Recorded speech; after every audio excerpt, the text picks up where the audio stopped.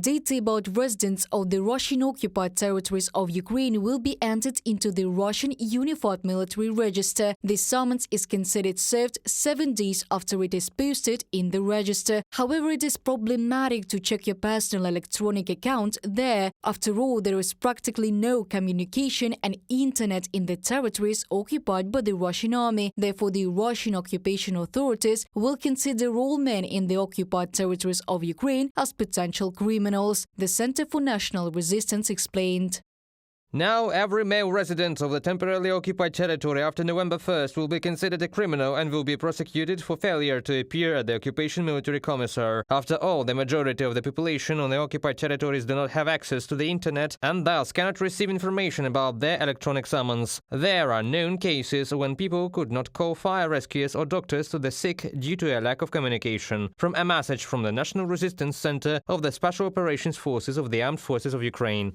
In Mariupol, Russian security forces are directly agitating people on the streets to join the ranks of the occupation army, said advisor to the Mariupol mayor Petro Andriushchenko. Russian police and military stop cars and offer men to immediately sign a contract with the Russian army on the spot. In the city, invaders organize raids on Middle East migrants who they themselves let in after capturing the city. They are caught on the streets and delivered to the military enlistment offices, and in schools they collect data on high school pupils.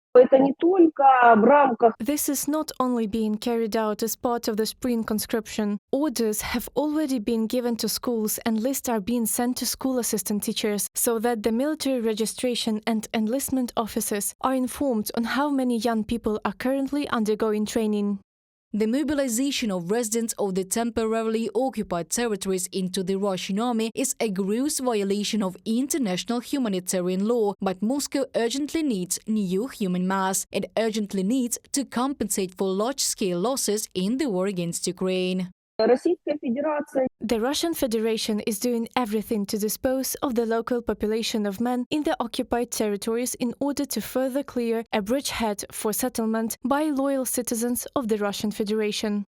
In the temporarily occupied territories, after the Russian army completely destroys the city, nothing is really restored. Money from the Russian budget is simply put into someone's pockets. The level of corruption of the occupation authorities surprises even experienced Moscow bureaucrats. However, despite the Kremlin's promises and considerable salaries, there are few people willing to go to the occupied territories of Ukraine from Russia itself. But the occupiers realized that this was all logical. The Ukrainians did not really want to sign up collaborators, and many fled from there, by hook or by crook, reaching the territory of Ukraine at the risk of their lives. In Russia, they started looking for people through advertisements. Right there were advertisements on job search sites that a specialist was needed for the cultural department of the Donetsk region. The salary was such and such, and they again realized that no one wanted to go there.